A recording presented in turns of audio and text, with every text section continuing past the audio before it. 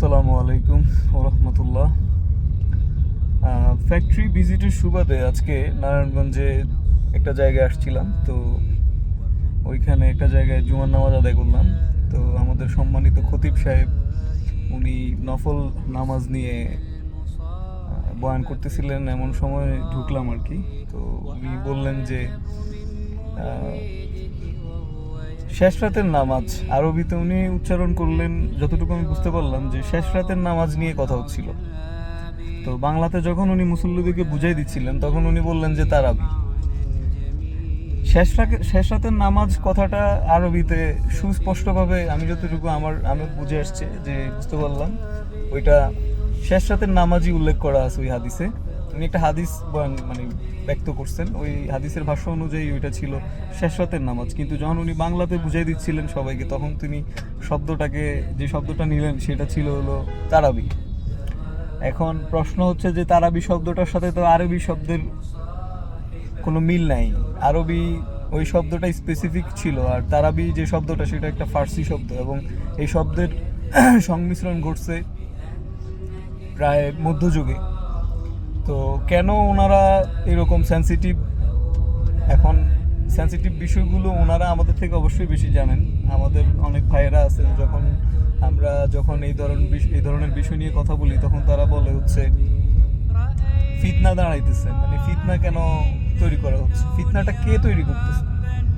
একটা সহজ জিনিসকে নিয়ে যখন কেউ মিসলিড করে তখন ওই ভুলটা যদি কেউ ধরাই দেয় সে ফিতনা দাঁড় করাইতেছে, না যে জিনিসটাকে মিসলিড করতেছে সে ফিতনা দাঁড় করাইতেছে, প্রশ্ন থেকে যায়।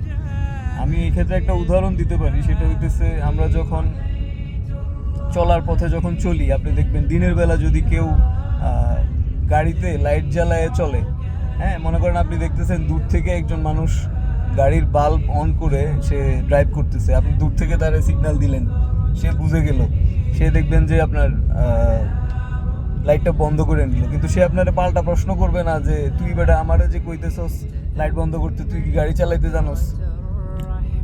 একটা স্পেসিফিক বিষয়ে যখন কেউ ভুল করতেছে আপনি তারে দেখলে ভুলটা ধরাই দিলে সে কিন্তু দুনিয়াবি বিষয়ে ঠিকই আপনার ওই সাজেশনটা বা আপনার নির্দেশনাটা সে মাইনা নিবে। কিন্তু মিন টাইম আপনি যখন কোনো ইসলামিক বিষয়ে এই ছোটোখাটো বিষয়গুলোতে যখন আপনি প্রবলেম হাইলাইট করেন বা শেয়ার করেন, তখন কিছু মানুষ আছে যে তুমি কি মিয়া বেশি জানো, সে আরবি লাইনে পড়াশোনা করছে, হাদিস নিয়ে পড়ছে, এই করছে সেই করছে, সে বিভিন্ন জিনিস ঘাটাঘাটি করে এসে বলতেছে তার মানে তারটা সঠিক, সে ভুল করতে পারে না। কিন্তু আমার প্রশ্ন হইতেছে কেউ তো ভুলের ঊর্ধ্বে না, নবী রাসূলরা ব্যতীত সবারই তো সিদ্ধান্তের তুলনামূলক বিচ্যুতি বা উত্তম অনুত্তমের একটা ব্যাপার থেকে যায়। তো আমরা যারা সাধারণ মানুষ এই জামানায় যারা বসবাস করি, সেই ইমাম হইতে পারে, খতিব হইতে পারে, তার কি ভুল হইতে পারে না?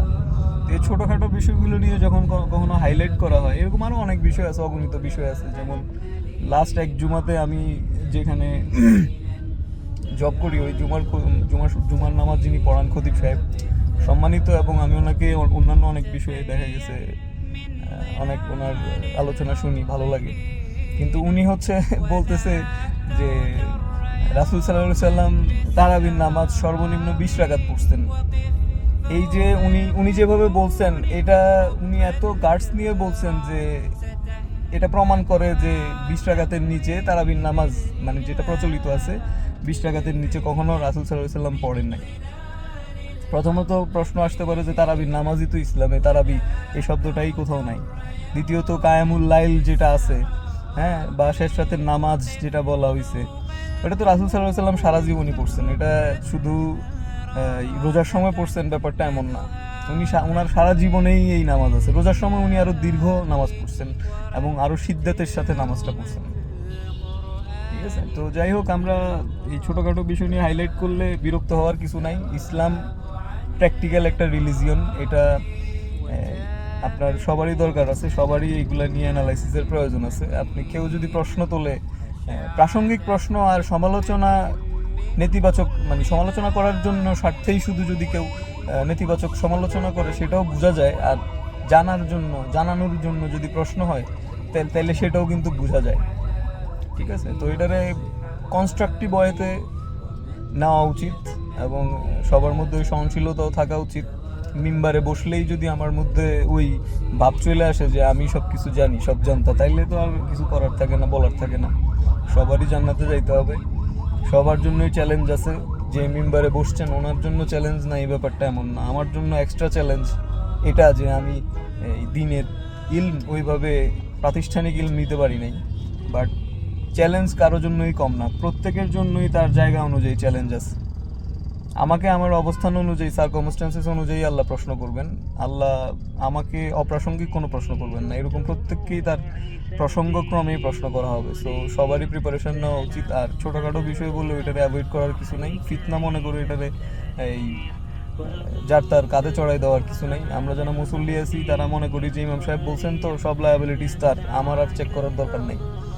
তো আমার বিশ্বাস এবং আমি যতটুকু ইসলামিক আন্ডারস্ট্যান্ডিং থেকে বুঝতে পারছি যে প্রত্যেকের জায়গা থেকে চেক, ক্রস চেক এগুলো করার দরকার আছে। আমি যেটা মানতেছি, যেটা করতেছি, যেটা বুঝতেছি এটা ঠিক কিনা ওইটা দেখার দরকার আছে।